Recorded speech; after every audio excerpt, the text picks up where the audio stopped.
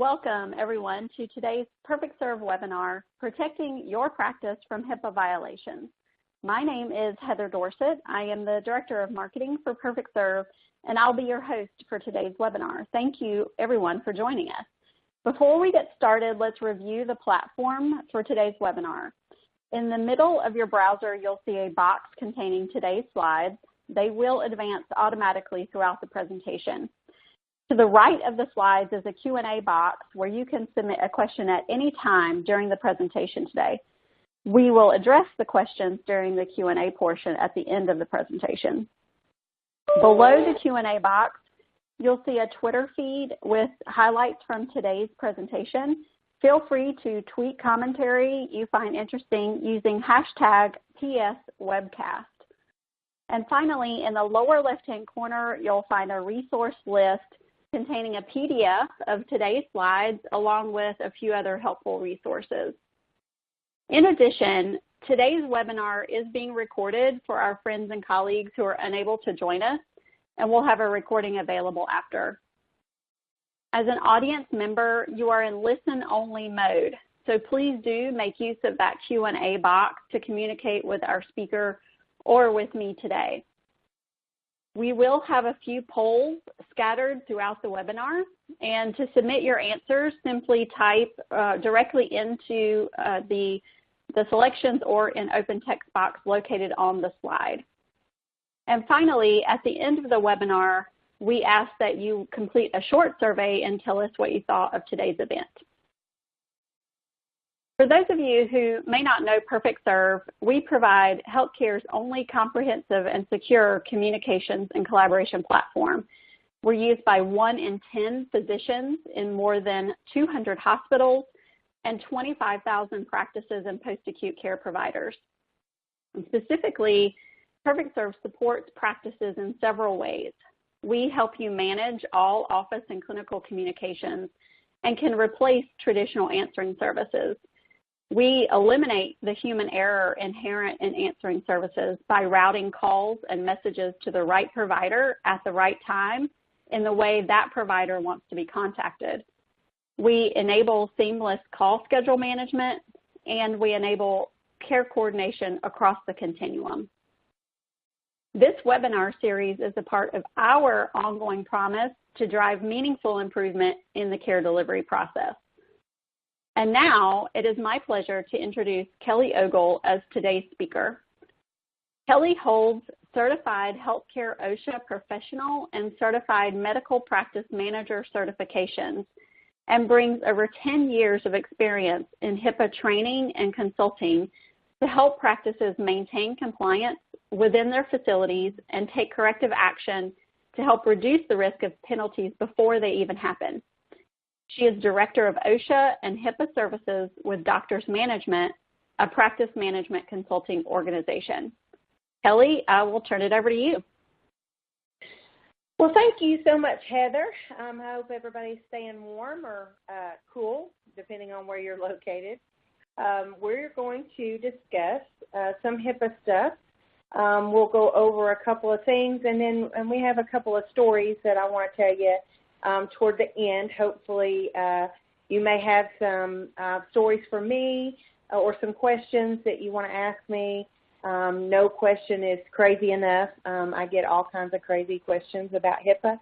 So feel free to ask any of those questions, and I'll do my best to answer them. If not, I'm a great researcher on it, and I will try to get that answer for you.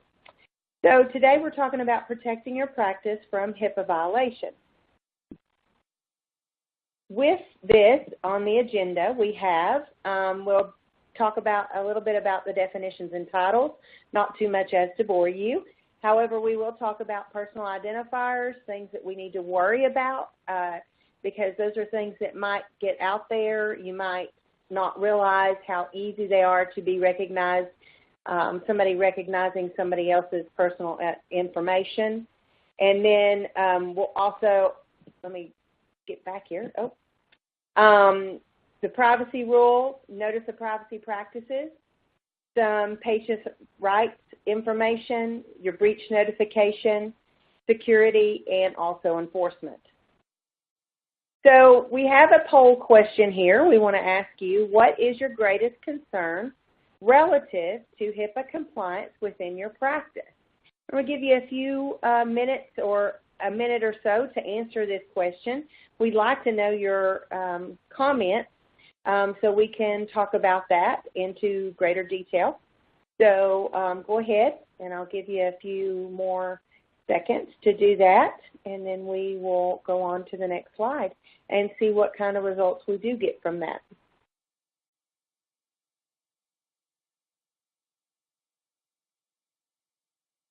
All right. So we see that your greatest concern, and that is a really good concern.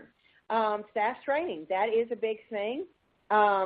Technology, I will tell you, will be one of your big things because a lot of people don't realize the information or the stuff that you have to take care of with your security, and it has to do with a lot of electronic stuff with that technology. So there is a great concern for that. But yes, staff training, a lot of people do have trouble with that and trying to teach them what needs to be done. So we will go over some of that in this webinar today. So, and what I'm going over today, you know, if you make notes, this can be things that you can address during your office training. Or what's good is have somebody come in there, answer questions for you, and do the training for you. There's online trainings. There's all different kinds of things that you can do. All of those are available to you, and HIPAA does let you do any of those, any of that technology-wise or in person. So HIPAA is the Health Insurance Portability and Accountability Act of 1996, and it really started out with the Title I, and it was healthcare access. What they worried about is you actually having access to your insurance if you were to move, and then the portability of it. So if you were to move from one job to another, how easy it was for you to carry that insurance on. So COBRA is one of those examples. Title II, they introduced and provided the Preventing Healthcare Fraud and Abuse. They started the transactions code sets, the identifiers, all that stuff. And what's funny is they say that it's administrative simplification. I think it complicates things if you ask me. But the simplification is that it drives it down into some numbers instead of a lot of words, simplifies it into some numbers, some codes to kind of hide everything under those codes. And hopefully with the fraud that you don't use the wrong codes. That's the big thing with that. Now, this does apply to all covered entities. However, it does apply to business associates, anybody that works with you with the patient's information, and even subcontractors, anybody that would work with a business associate or somebody working in your office that may not be more of a medical person and works with your information. So we have to be careful about what we do with that information. Now, the personal identifiers. This can be anything that is used to actually identify the person. Okay, so it could be their name, their email address, their account number, device identifiers, if you had a knee replacement. It could be a rod in your leg could be numbered, and that rod in your leg identifies you, and with that number, they can go back and identify you in health records of who had that. So there's all different identifiers, and there is where the problem lies, is that if you're going to have information in places that people can oversee it or see it, then you don't want these personal identifiers to be on that. Okay, so that's why we like to address the personal identifiers. Now, there's two rules. There's the privacy rule and security rule, so we'll go over the privacy rule. Any privacy rule or security rule, mainly, is to protect individually identifiable information that relates to the condition, treatment, or payment. That is all of that, okay? That is privacy, security, whatever. However, the privacy rule will be any kind of information, period. It will be written, oral, electronically stored, any of that. It could be any of it. With the security part, it is actually only electronic, and we'll get to that in a little bit. So the Protected Health Information, or PHI, is any data that can be linked to an individual concerning their health or payment. That's where those identifiers are coming from. I actually switched the slides. It says identifiers on the next slide, but it was on the previous slide. And then the privacy officer. All our offices have to have someone in charge of our HIPAA. So it can be the privacy officer, it could be the security officer, and they're the privacy officer also, but I will get into the differences in those two. A privacy officer is the one that deals with the complaints investigations having to do with the privacy information, and it could be any information. However, security person is mainly over the electronic information, just like the privacy rule and the security rule. So the Notice of Privacy Practices, I know we all have one. It's funny how I will go into an office and I will ask everybody within the office to tell me their honest truth and say, who in here has actually read through a whole Notice of Privacy Practices? And I may get two people. It's usually one of the doctors, and it's usually the office manager. And that's great that those two have read through it. However, everybody should know what is on your Notice of Privacy Practices, especially if you're giving out this paperwork to your patients. And it's good for you to know as a patient yourself. So the Notice of Privacy Practices, it has to be posted in three different ways. It has to be posted within the office, preferably right up front near where they can see it when they check in. It has to be listed on the website if you have a website. If not, you don't have to have a website to do it. But if you have a website, it must be on there. And it has to be offered to each patient and anybody that requests it. But most of the time, it's to each patient as they come in as a new patient. All three must be identical. So if you have three different Notice of Privacy Practices, one was updated last year, the other one was from 1998, okay, we have to change that, okay? So we all have to have them all on the same thing, saying the same thing. But these Notice of Privacy Practices tell the patients how their information can be used and what their rights are as a patient and how you protect their protected health information under HIPAA. The practice must attempt to get a signature, and that signature just says that they have received it and read it, or that they acknowledge that they received a copy of it. However, if you cannot get a signature, it is fine. You do not have to punish yourself for not getting a signature from somebody. If they do not sign it, just make sure you make any notes that needs to be put down there about who asked, what maybe the reason why they refused to do it, anything like that, and then the date and your name. So make sure all that's taken care of.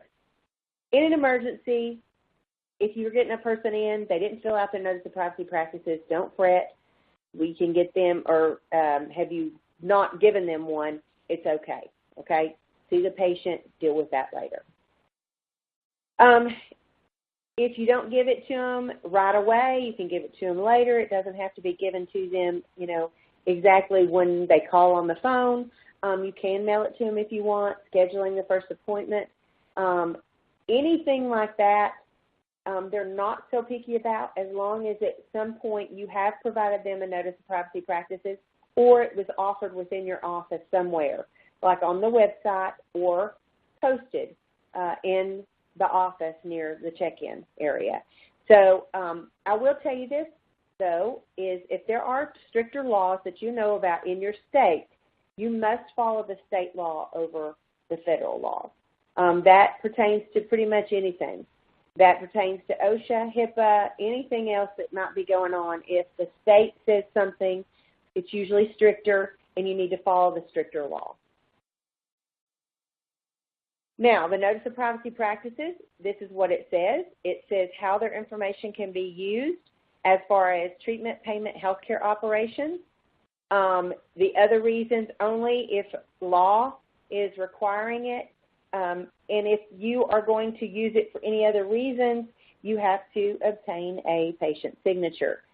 The patients have the right to inspect their information or records as long as it doesn't have anything to do with psychotherapy notes Some of those can be written, and you don't have to share that with them because of harm that they might do to themselves or others.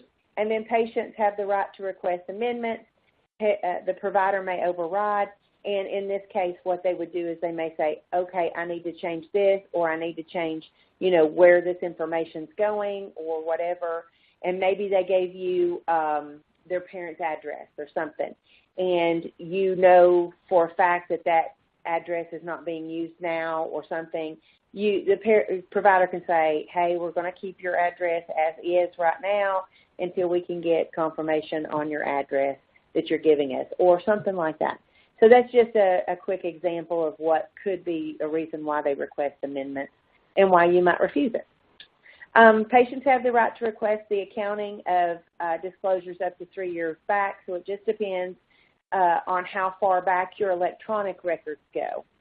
Your electronic records may have started 2 weeks ago, and then in that case, you can't give them an electronic record 3 years back. So, with healthcare operations, they include anything that you're actually doing to improve your situation in your office, financial, legal, administrative. You could just be, I can go in there and do training for an office, and I'm part of your healthcare operations. If I come in there and audit your office, I'm still part of your healthcare operations, so I'm kind of covered under the Notice of Privacy Practices. If you have somebody that comes in that's a consultant that walks through your office, looks at your information, helps to do your practice information and gets you on track, they're still part of the healthcare operations, and they're covered under the Notice of Privacy Practices, saying that we will protect that information. If I'm a consultant, I'm still going to protect your information and the patient's information. All right, so we have another poll question, and we just want to get your information or what you think might be your current staff training. It's relative to HIPAA compliance. Are you currently training your staff? And what you're doing, how you're doing it. So let us know how you're doing it now. There's different ways that you can do it, great ways. We do it a couple of ways through my office or doctor's management. We try to offer it any way we could possibly offer it to our clients. So it's very interesting to see what all you do for your training. So let me give you a few more seconds on this, and we will hop on over to the results.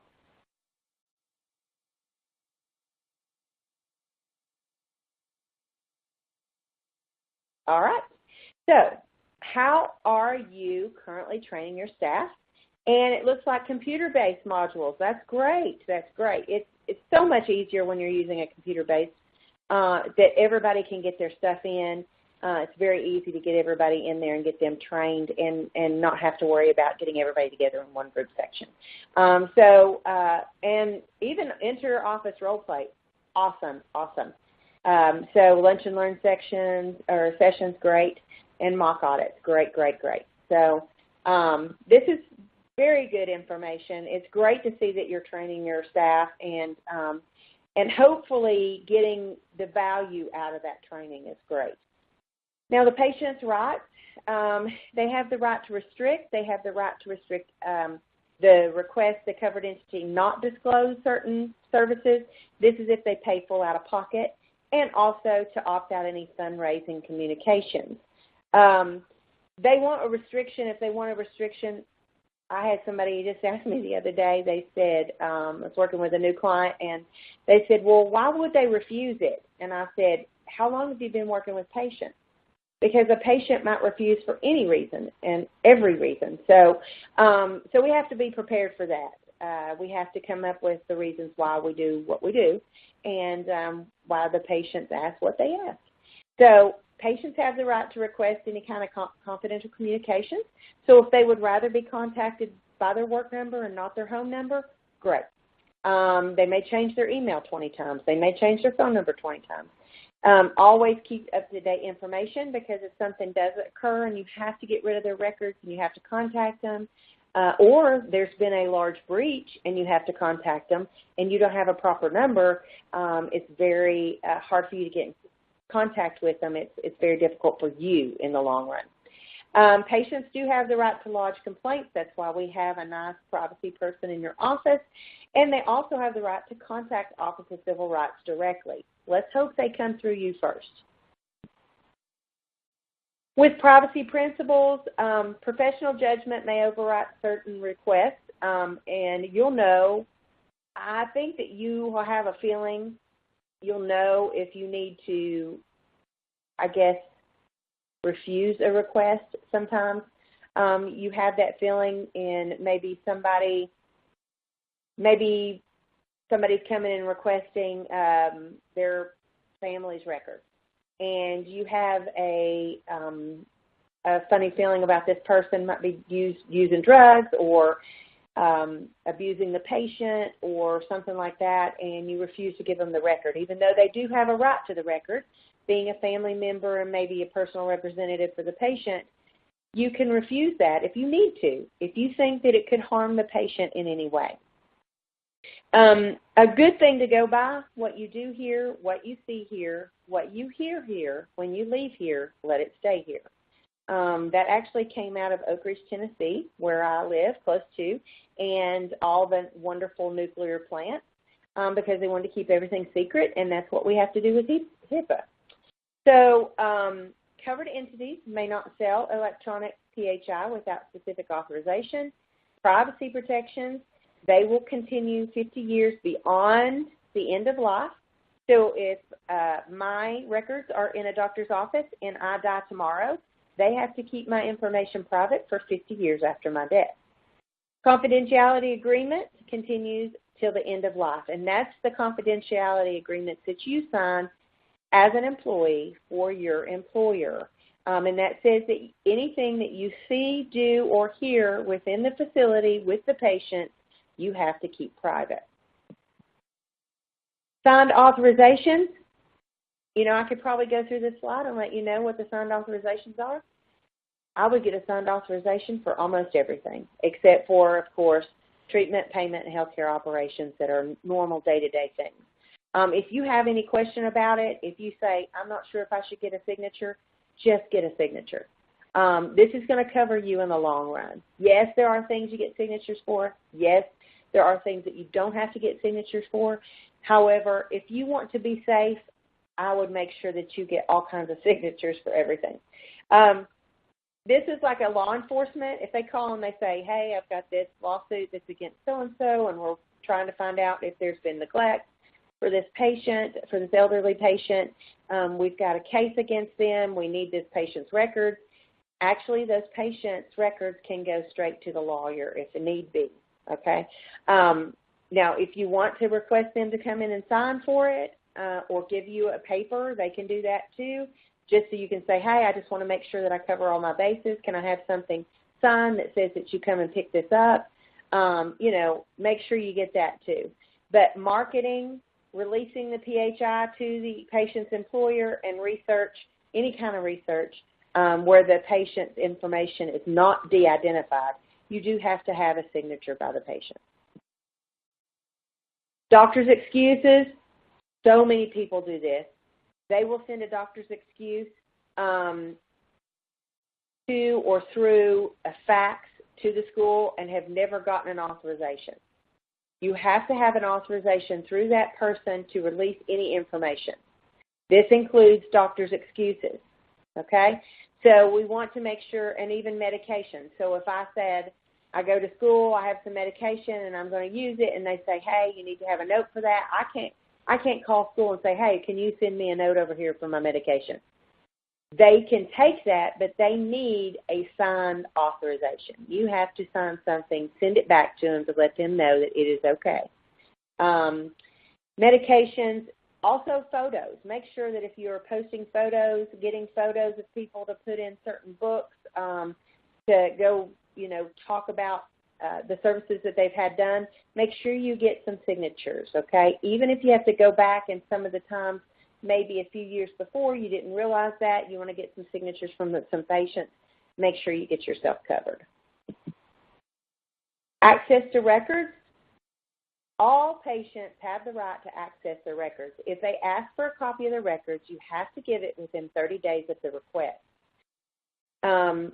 If they just want to come in and they want to view their record, or maybe they're in the office and you've got your paper chart with you, and they say, hey, can I look at my records?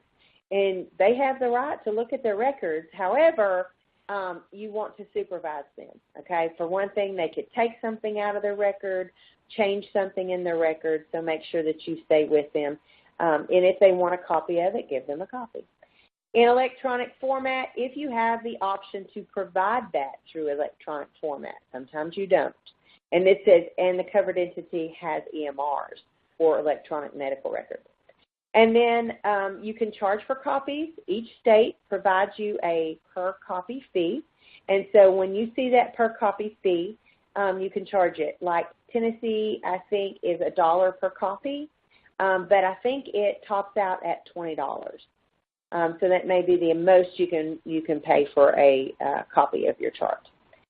And then you can also offer a summary. If you don't want to give them, they've been coming to you for 30 years and you've got 5 charts filled up for them, paper charts, okay, you may not want to supply all that to them. You may want to give them the last 5 years of their information and then maybe summarize the rest. So you can provide them what you need to provide them that way. Now, privacy issues, minimum necessary. If you're ever talking to somebody within the office about another patient, make sure that there's nobody around that can hear you, that can overhear information about a particular patient. If it's somebody that's working there, that's one thing. If it's another patient or maybe patient's family members that are standing outside in the hall, make sure that you don't do that. You are aware of your surroundings. That's one big thing that I have to tell a lot of my clients, is to be aware of the surroundings that you have. So if I've got like maybe 3 exam rooms that are side by side. However, the exam rooms are paper thin, okay? And I put 3 patients in there. I've got to be aware that one of those patients is hard of hearing. The next patient in the other room is going to hear everything I say, okay? So we have to be aware. Maybe I just don't put anybody in that middle section and I move them or wait to put them in there until I talk to the patient that's hard of hearing. So let's, adjust things in the office to make sure that the information that you are disclosing is the minimum necessary, but also is what can't be overheard by other people. So privacy issues, including disclosures of electronic protected health information, 1 free per year. You can charge if there's more per year.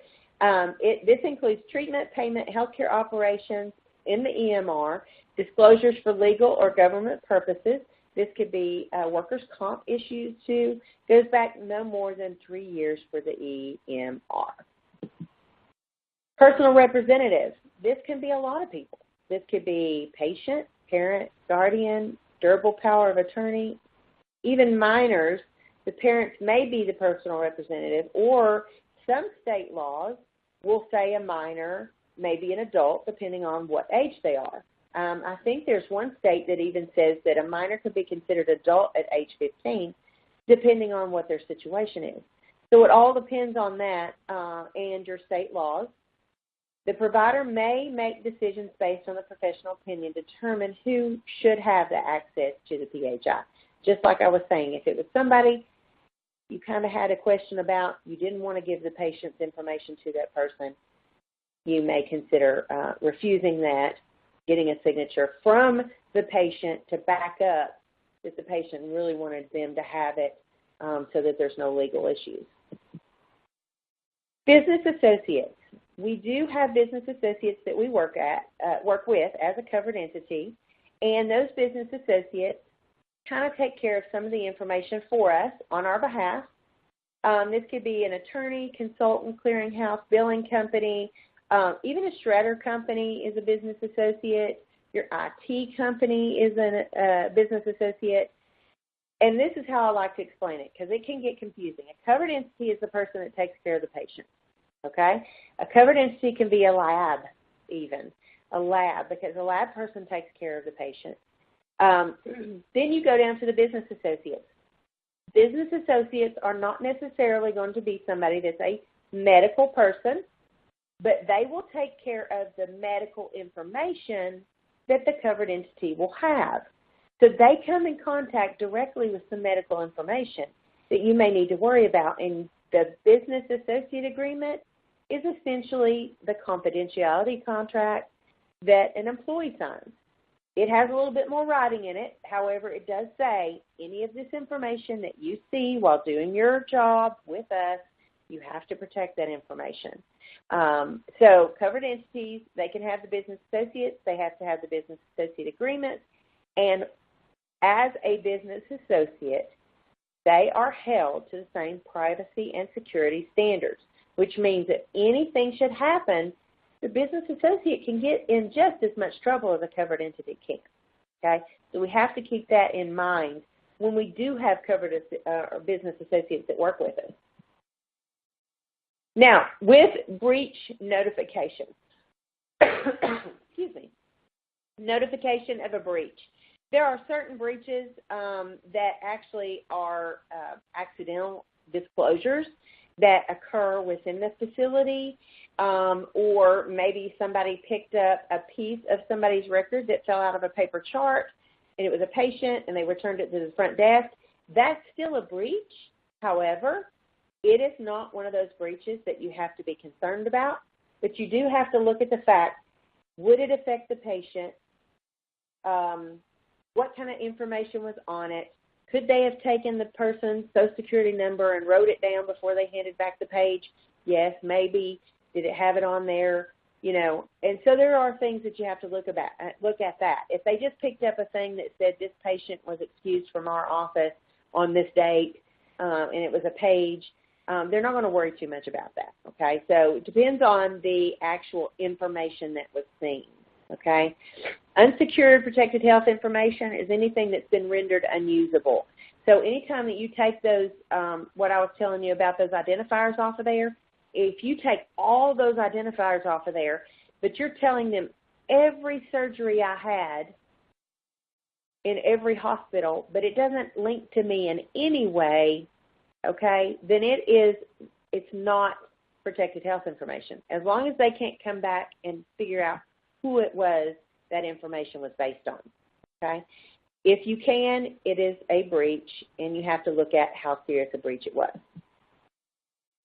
So there's 3 exceptions. The unintentional, I was telling you about, the inadvertent, the person authorized to have the information actually hears it. They work for the same covered entity. It's not going to show, you know, we work together. You're not going to use the information against this patient. And the covered entity or business associate has good faith that this unauthorized person that received it will not use the information.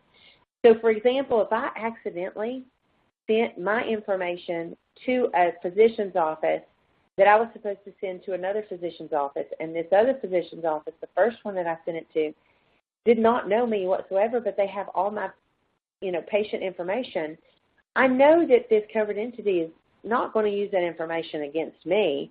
They're not going to use it against the physician that I go to. So this is one of those exceptions, okay? But if you feel that they could use it for any reason, you may want to write it down, even if it's a small breach notification or even if it's one of these exceptions. You may still want to write it down and make a note of it, because if this is a regular occurrence, then you need to work on your HIPAA stuff. You need to make sure that these things aren't happening, because there could be an intentional breach, and you don't want that to happen. So we don't want that to occur. Now, breach discovery. If you do discover that there is a breach, it did affect patients, you need to report it as soon as possible, document all the information, and I can't tell you enough about documenting. I mean, document, document, document, because if you don't have that information documented, they cannot prove this information. So write it down, get people's interviews, whatever you need to do, and make sure that you correct the issue before you ever get in trouble for it. Make sure it's taken care of, because it's going to come back on you. They're going to ask you a lot of questions if it was serious enough, and I have a wonderful story for you at the end about this information.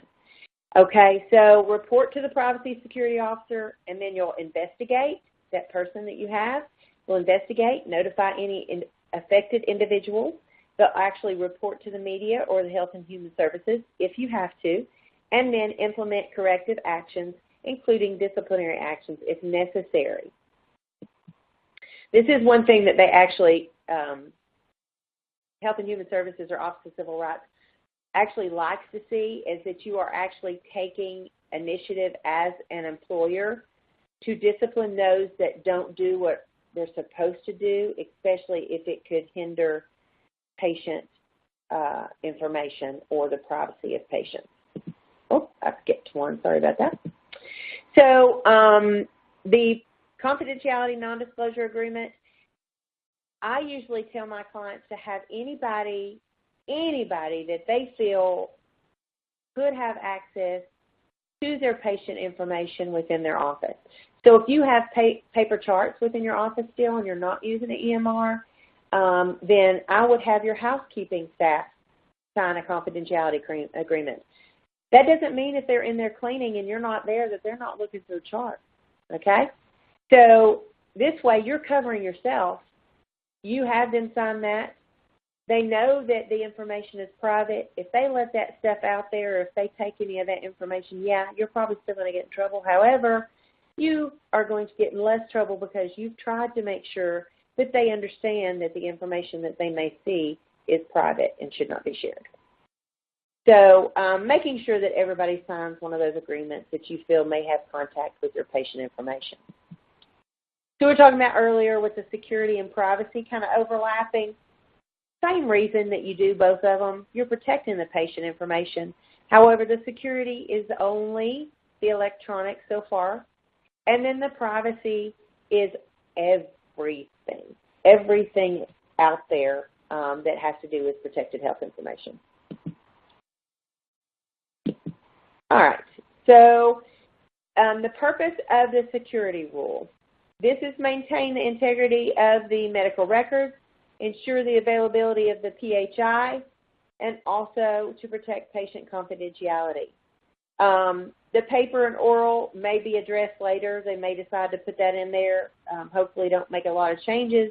But they are cutting, I guess they're getting very strict with a lot of this information or a lot of this HIPAA stuff. Even business associate, you know, if you're a business associate, they're even cracking down on business associates because some of them, I guess, we're kind of letting things slack as a business associate, and they're letting the covered entities, they're taking a lot of the, you know, brunt of it, and so now they're kind of going back to the business associates, see what they're doing. All right, so the security rule, it's actually separated into 3 categories: administrative, physical, and technical. When I come out and do an audit, I check all these. I ask you lots and lots and lots of questions to kind of perform this audit. And part of this has to do with if you're doing some of this, if you're making sure this is done. It's kind of a walkthrough of, okay, are you compliant? So risk analysis and management. Are you looking through your stuff? Are you taking a checklist, okay, I need to improve on this. Okay, my firewall is not strong enough. I need to put a better firewall in there. Or maybe we're being too lax on how we take care of people that are not doing what they're supposed to do with the HIPAA privacy. They're up front talking too loud, and the patients in the lobby are overhearing it, and they're complaining that they can hear information. Systems activity review, testing revision procedures, also emergency mode operation plan, what you're going to do if you can't get to that information on the computer. Do you have paper backup? Data backup. I've had people that will back up data, and they will back it up and back it up and back it up, and then they don't realize, guess what? We didn't test our backup. Then when they have to put that backup in, all of a sudden, it doesn't work.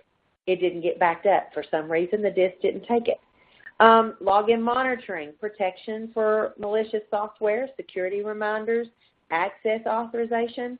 A lot of this stuff and the other stuff that I am going to talk about with the security, the privacy, administrative, actually Perfect Serve does some stuff like this for you. So I'm going to let Heather speak a minute on what they do or can do for you.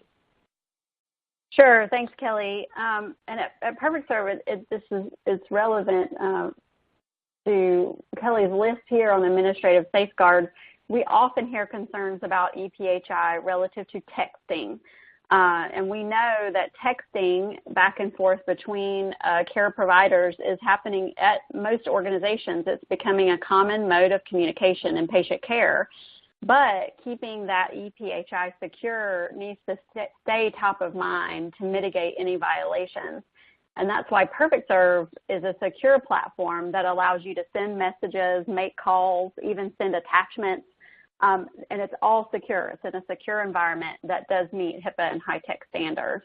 So you do want to make sure that, that any communication mode that you're looking at, especially texting, is also safeguarded against any kind of HIPAA or EPHI. So, Kelly, I'll turn it back over to you. Thank you. Okay. Thank you. And so we talk about technical safeguards. We'll also talk about the security safeguards. But there's unique identification as far as a user on the computer, emergency access procedure, automatic log-off, encryption, decryption, authentication of the EPHI, and integrity controls. One thing I do see in a lot of offices, and I mean just about every office, except for, of course, my doctor's office that I go to that I don't do HIPAA for, they're very HIPAA compliant with their sign in and sign off. They have a badge that they come into the office or come in and they'll scan their little computer. It pops up. They use it, put the information in. They'll scan it before they leave, and it shuts it down. Perfect. Perfect. I can't say how good that is because I can't go over and play on that computer. So sad, but however, I cannot go over there and open that computer and see what's on it. And many of my clients, I'll do that. I'll go over and I'll test their computers. I'll move their mouse, and I will pull up a whole group of information about one of their patients right there, and I could read it all about their health automatically. So if a patient was led into that room and said, here, have a seat, doctor will be in with you in a minute, and they decided to get up and look at the computer, guess what? They're going to see all that information. So it's very important that you log off and keep that information private. Sometimes I think offices just don't take it as serious as they need to on that. Now, with the physical safeguards, contingency operations, facility security plan, device and media, making sure this information is safe. When she was talking about making sure that your texting is safe and everything, I've had offices in the past, and they'll ask me, they said, you know, these doctors have been texting things back and forth and back and forth. Is this information safe? And no, you can't protect that information on most phones. I mean, unless you have a service that's going to take care of it. You can't guarantee that somebody's not going to break into that phone, into your information. So having that security, just like you do, I mean, it makes sense. Having the security that you do on your computers to protect this stuff from getting hacked, there is the problem. So we want to protect that information. Maintenance records, this is all the reason why we do this physical, administrative, technical safeguards, is to protect this information. It's the whole reason we do it. Sample security controls, regular virus protection, encryption, decryption, set screensavers, making sure that somebody actually has a business associate agreement, and if there's a transcriptionist or somebody that takes a laptop home with the patient information, you want to be able, if it's on that laptop itself, not on the cloud, but if it's on that information and they save it and all that, that is to be off limits to anybody else. They're going to be using that. We do that with our clients, or actually we do that with us and our offices and our consultants. They will take computers home and they have that information on their computer, and we say, do not let your family use this computer. It is used for company business.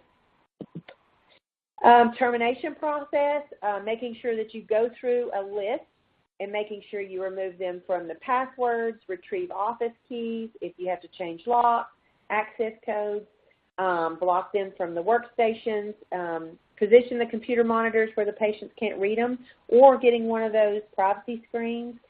Passwords, okay? I can't stress enough how important it is to have a really good password and that you're changing it often. Even if you put a simple password in there. If I decide to put dog123, okay, change it. Change it. I need to change it to cat345 or, dog 897. Something different about every 3 months, because if somebody does hack into your system, think of it this way. If somebody hacks into your system and they do get your password, it is easily guessed, and you don't change it, guess how long they'll have that passcode? As long as you don't change it. So they could be continually getting into your server, getting stuff before you ever realize it. So making sure that these passcodes get changed very frequently is very, very, very good. And don't share the other thing with sharing passwords. This is another thing that I go over with the clients, is making sure that you don't share passwords, because if I let somebody use my password and they decide that they want to go in someplace they shouldn't have been, then I'm going to get blamed for it, because there's little breadcrumbs left everywhere, and they're going to say, oh, Kelly, why were you in this person's chart at this time? I wasn't. Well, this is when it says, and then I realized that my coworker was in their chart. But I can't say that I shared my password with them. So be careful with that. Backups. If you're keeping them in a cloud base and you have an EMR, great, great, great. Just make sure that that cloud service or your EMR is making sure that all that stuff's documented, or you can have access to that documentation of how they are taking care of that information. So if you do get a HIPAA audit, that you have that available. But if you do still have store backup tapes, make sure that they're locked in a fireproof and waterproof safe, and that they're kept off-site away from the facility if something should happen. With the data backup, store backup tapes, and like I said, make sure that these backup tapes work, that you test them. And I think also that they can test the cloud information to make sure that stuff's backed up also. But just make sure that you have all that information documented. Because if something should happen and they had a question about that, documentation's going to save you. So I'm actually going to let Heather talk a little bit about this information also. So I'm going to turn it over to Heather for a few seconds. Thanks again, Kelly. So it's interesting. I came across a statistic in August of this past year on Health IT News about data backup. And apparently there's a HIMSS analytics survey that found disaster preparedness is now one of the leading reasons why healthcare CIOs are making the decision to shift resources onto cloud platforms. So the cloud, if you haven't heard about it much, you will start to hear about it even more. And from our perspective at PerfectServe, the importance of the cloud goes beyond file storage and data backup into clinical communications. PerfectServe is cloud-based. We do offer secure texting, secure messaging, secure communications, but we are cloud-based, which means that you are able to communicate beyond geographic and organizational barriers.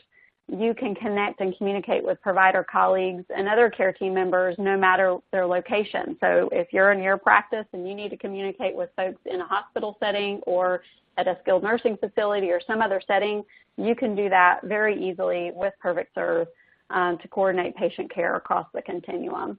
And that's all because we're based in the cloud. So think about other cloud-based technologies that also support your HIPAA standards, HIPAA compliance standards, in addition to data backup. And I'll turn it back over to you, Kelly. Thank you. You're welcome. All right. So on our next one, passwords, I was saying don't share them.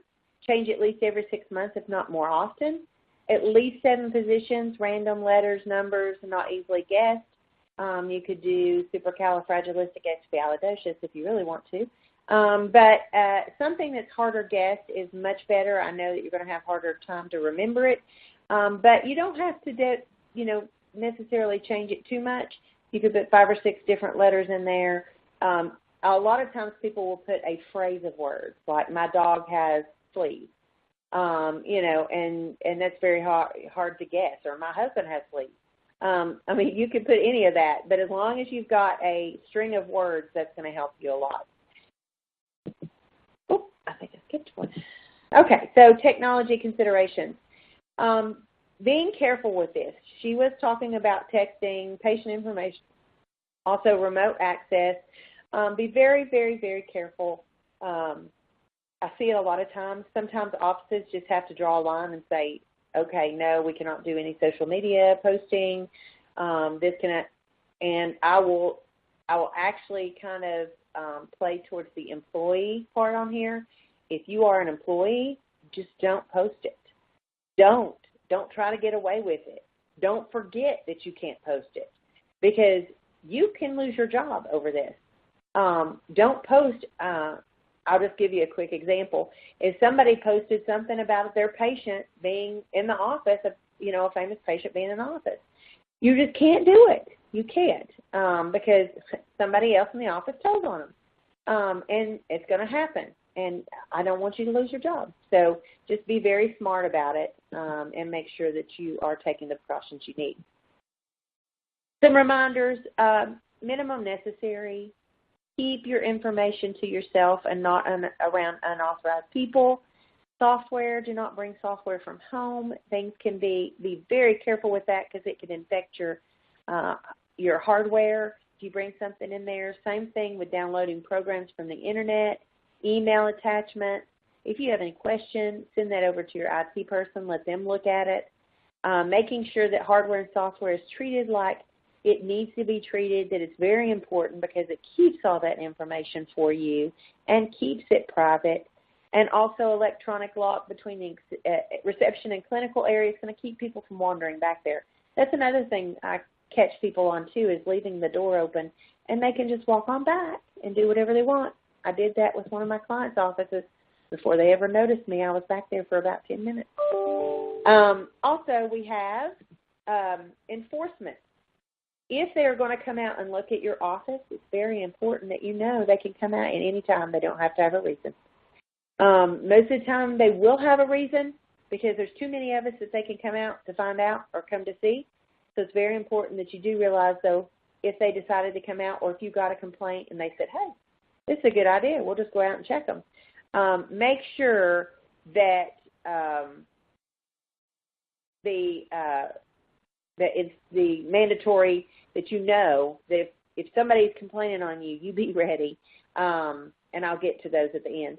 So penalties for violation, sliding scale based on the severity of the violation, and we'll talk about this really quick here. It can go from $100 to $50,000. It can also go from $1,000 to $50,000, $10,000 to $50,000, and $50,000. And your cap out is $1.5 million. Now, this does not just include the price that you will pay. It will include jail time. And it does not just include the employer or the patient. It can include any employee that works for any of this. If we get in trouble, we can get charged for this. Internal penalties, I was saying, with the disciplinary actions, it's not just a wonderful thing that they do it, but you want to make sure that it is important that they know that, or the employees know that the employer can discipline them if anything should occur. Accountability for everyone across the board, and it's unlike OSHA, the only person that gets fined is the employer. Everybody can get fined. So policy and procedures, make sure you have that. This is kind of a quick review, just to make sure that you have this stuff. You need to have policies and procedures. You need to have a privacy officer or security officer in place. You need to have passwords, making sure that you have strict enough passwords. Notice the privacy practices in place, up to date. The privacy rule, everybody knows the privacy rule. The employee training, it's done yearly. It is recommended yearly. It is not required yearly, okay? However, it does look good on you if you do it. Confidentiality contracts, business associate agreements, subcontractor agreements, anything you need there.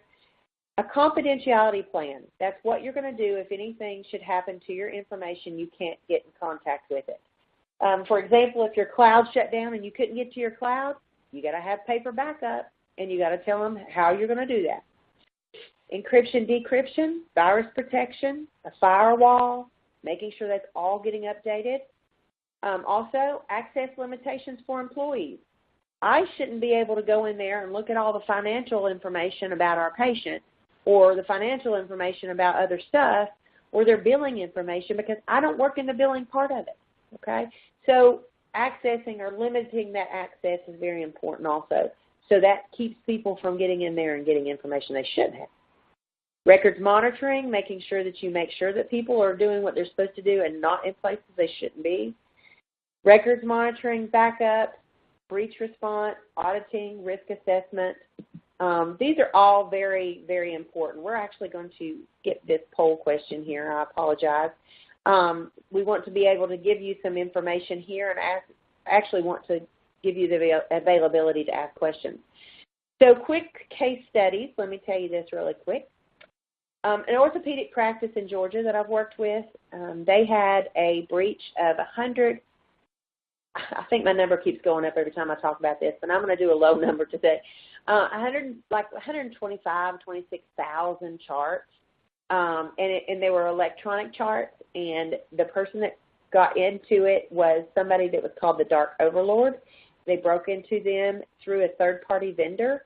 They got in there, they hacked in, stole the information, and held it for ransom and told them, we will start putting out patient information if you don't pay our ransom. Well, they didn't pay their ransom. They had 2 patients' information go out, the complete charts of these patients, information, credit information, Social Security numbers, all kinds of stuff, and that got out, and they came and they went through every nook and cranny and cobweb they had within the facility.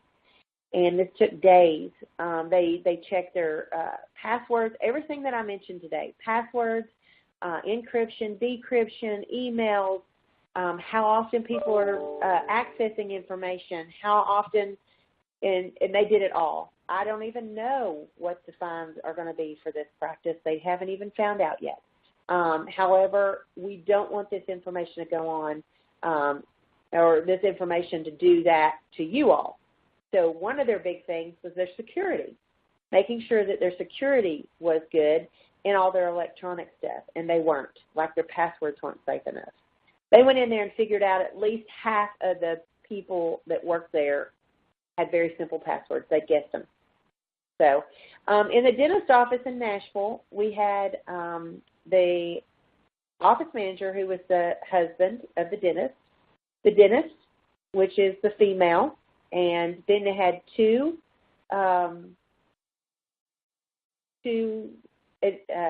assistants and 2 hygienists. So 6 people in all.